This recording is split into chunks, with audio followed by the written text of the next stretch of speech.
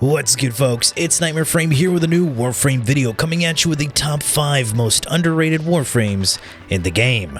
These frames do extraordinary things, but most people don't use them as much, or don't care to experiment, or just because people don't cover them or consider them to be worthwhile. These frames do have flaws and a unique playstyle, but like many other Warframes, their one flaw or playstyle makes people turn away from them, which is quite sad. And it's also the game's fault at the same time, as these frames were designed at a time where specific things were required and a playstyle was mandatory. But things change, and so do the Warframes. Well, some of them do, with recent updates or tweaks to their abilities. Alright, let's take a look at these frames. Starting off at number 5, and that's Zephyr, the Bird Lady. This Bird Lady has seen quite a few tweaks and changes to her abilities and passive, which led to improving her overall feel and playstyle. Her first ability is usually the ability you would helmet off, unless you're building her for some meme dive builds. It makes you float and fly around and then dive into enemies. That's pretty much it. Zephyr's passive makes her light on her feet, so she is very floaty, and a lot of people hate that, but the devs decided to give us a perk to her floaty passive, pretty much an incentive to play around her floatiness, and that is to give us a 150% crit chance increase on our weapons when we are mid-air. This crit chance is additive to your crit mods. Think of it like modding your weapon with both critical delay and point strike. Her second ability is able to pull or push away enemies depending on how you activate the ability. It doesn't scale off duration, so that's a bonus. The third ability makes you almost unkillable because you have 100% bullet deflection, but melee and splash damage can still kill you. Her fourth ability is what makes Zephyr super busted in terms of damage. Zephyr's tornadoes can adapt elemental and physical damage that you inflict to it and deal it to the enemies captured within it. And 100% of all that damage will be distributed along with the critical hits and status effects from your weapons. And the critical damage that is dealt to the enemies is multiplied by 200%. You can get AoE armor strip and bleeds spread like crazy without even hitting enemies. So do not underestimate this bird. Moving on to number 4, Mag. She is one of the 3 starter Warframes and mostly overlooked because coming from any video game, whenever you're given starter gear, you always work your way to getting better items. So that's the sad state Mag is in. And even with her prime, she gets the same treatment. Mag is actually one of those frames that can break a lot of things in the game. And it's because how she can scale damage. Now, a quick rundown of her kit. Her passive sucks. Yeah, that's it. Her first ability pulls things, so it's good for CC and can work well with certain loadouts, like dragging enemies into a controlled choke point. Second ability, Magnetize, is a DPS and tanking ability. Casting it on an enemy will create a bubble that pulls in enemies towards the center and redirect all projectile shots in from outside the bubble to the center, and it will absorb the damage and have it multiplied. And once the duration has run out, the bubble will detonate and deal an AoE blast explosion, and 25% of the absorbed damage will be added to the explosion. This bubble will also protect you from enemy fire, meaning if you stand on the other side and around the bubble, you will not take any damage from gunfire. Polarize, her third ability. Mag sends out a magnetic pulse wave that expands outwards and strips enemy armor and shields, while dealing magnetic and true damage. Once the enemies have their armor and shields make contact with the expanding wave, it will deal a burst of magnetic damage within the area. This damage is also added to the magnetized damage absorption. And when this ability is cast, Mag regens her shields. Basically, infinite shield gating. You won't even need to run a decaying dragon key. She abuses shield gating that easily. Her 4 will suspend enemies in the air, deal magnetic damage, and replenish you and your allies' shields, and even grant you overshields. All of that from a starter Warframe. Just saying. On to number 3, Banshee. I understand people still have this mindset that Banshee is weak and can't survive, and people still gravitate towards using health and armor mods. But she has a lot to offer. But then people just don't bother because all they just want is whatever nukes in an AoE and deals big damage. But she can deal big damage. Her passive turns all alarming weapons to silent. Very good for being stealthy with any weapon. She does have one mediocre ability, and that's only useful with an augment, and her fourth ability is her most useless one, and the one you would always replace with a helmet. Her first ability is a decent CC tool that pushes back enemies, but it can armor strip with an augment. Very good for high level gameplay. Her second ability is one of the best debuffs in the game. That is the highest damage multipliers. Any highlighted part of the body causes the damage to be multiplied and take increased damage from all sources. Silence, her third ability, is her bread and butter. You create an aura around you that stuns enemies for 2 seconds. This stun cannot be recasted, but can restun enemies when moving back and forth. The aura silences special abilities from enemies and can disable them from debuffing you, like how Violence can silence you as long as he is in the aura. Unfortunately, silence requires a controlled range of 15.8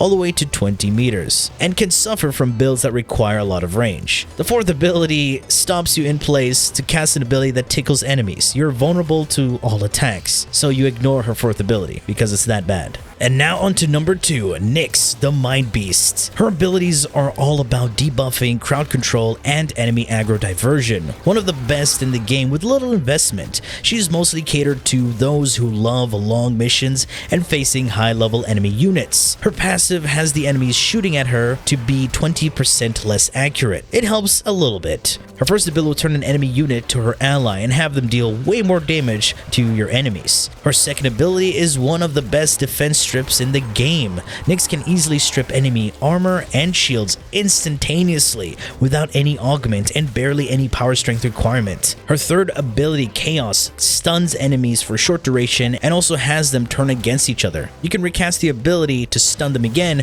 only after the duration of the first stun is run out. Her fourth ability is her bad one. I mean, you can do some meme loadouts with it, but it falls off very early into Steel Path, so we ignore that. And that statement alone will trigger some Andes in the comment section.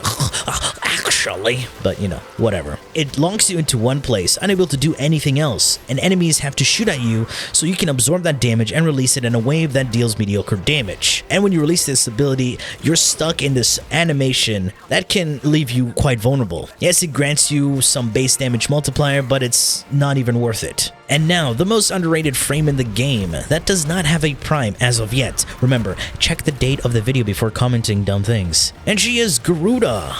I just noticed something as well. All of these frames are female. Garuda is a niche pick for a lot of people. Her worst ability is her second, and it does ruin your playstyle. Might be good if you're going to camp, but it's not an optimal playstyle or choice. Garuda has 2 passives, quite unique. When Garuda loses health, she multiplies her outgoing damage on both weapons and abilities, and this multiplier is calculated independent to other sources of damage multipliers. The lower your health, the more damage. It caps out at 100% damage multiplier, and when you remove your equipped melee, you get access to Garuda's talents. That's an ability, but not, since it can be modded like any other melee weapon. And yes, also equip the Acolyte mods like Blood Rush and Weeping Wounds. Dread Mirror, her first ability. This is where Garuda pounces at a target, staggers them, and grants herself a frontal barrier.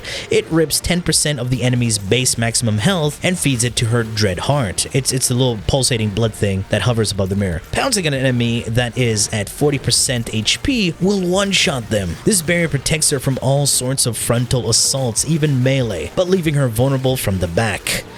Ooh. The barrier reorientates itself to face the player's camera direction. All the damage that the barrier takes is absorbed and doubled, and is also fed into her Dread Heart. This stored up damage can be used to damage enemies. By holding down the ability, you're able to charge the Dread Heart, increasing its damage while it consumes some energy per second, and release it as a projectile that explodes on contact and deals impact damage. And it pairs well with her fourth ability to deal insane amounts of damage. Her second ability, Blood Altar. This is where Garuda rams her talons up the enemy's bum to siphon health from their incapacitated bodies. The impaled enemies are vulnerable and will be within an aura, and standing within that aura heals Garuda and allies. It heals a percentage of health per second. You can have a maximum of 3 altars, meaning 3 impaled naughty boys. And And each impaled enemy will have their own instance of healing to spread out and have multiple healing stations, or stack all three in one area for that crazy burst of healing. It drains 1% of the victim's health per second. All the damage inflicted to the impaled enemies while invulnerable will be dealt in full when it's released from its bondage. Yeah. Even though it synergizes with her kit, it makes you go back and forth to the altars to heal, but relying on healing itself isn't beneficial nowadays since shield gating exists, unless you're using mods like Combat Discipline in the aura just to trigger Arcane Avenger. And Ancient Healers can be your worst enemy when using this ability, as Ancient Healer aura will free the impaled victims and can also prevent you from impaling more enemies within the area. You can replace this easily with Ember's third ability while using the augment to give you some mobile healing, or use Grendel's Nourish so you can be more mobile and get a toxin damage multiplier buff. Her third ability, Bloodletting, a very simple, straightforward ability. You sacrifice your HP to gain energy. The energy you receive does not scale with power strength, but efficiency. The more efficiency you have, the more energy you gain. You can combo this with her second ability to have infinite energy, hence the synergy. And finally, Seeking Talons. This is where Garuda unleashes her 8 talons to deal slash damage and bleed enemies. Enemies hit by talons will be stunned for a short duration and begin to bleed. Also, enemies that are hit are marked with Garuda's symbol, and any form of damage will have a chance to deal slash, and that means even weapons without slash. You would need 134% power strength to have a 100% chance to deal slash, but the augment Blending Talons is of course a band-aid fix and allows you to insta-cast the ability within an AoE without having to charge it up. Alright, these are the top 5 underrated Warframes, and even least played thanks to the 2021 Warframe player stats. So hopefully you give these frames a try. I got builds for all of these frames on the channel. They are fun and deadly, especially if you build them right. I mean, this can be said with a lot of Warframes, but there's just some frames that can't be helped unless they receive a proper rework. And yes, some of these frames do need a little bit update to their kits, just to make them a bit more devastating than they already are. Alright folks, that has been it from me. I do hope you've enjoyed this video, and if you did, feel free to leave a like, share, and subscribe for more Warframe content, streams, and so much more. Do refer to the description. Thanks for watching, and as always, peace.